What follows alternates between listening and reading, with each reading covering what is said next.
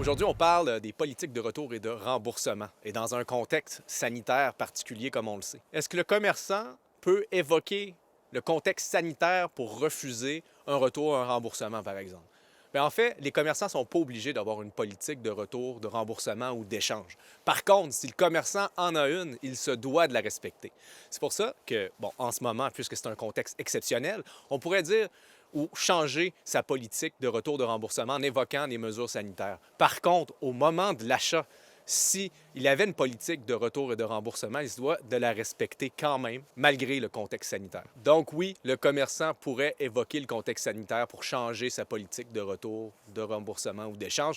Par contre, au moment de l'achat, c'est là qu'il faut vérifier quelle politique était en vigueur et il va devoir la respecter. Dans le cas où un commerçant a une politique de retour et de remboursement et refuse de le faire, vous pouvez le contacter pour trouver un terrain d'entente au départ. Si ça ne fonctionne pas, vous pouvez envoyer une lettre de mise en demeure.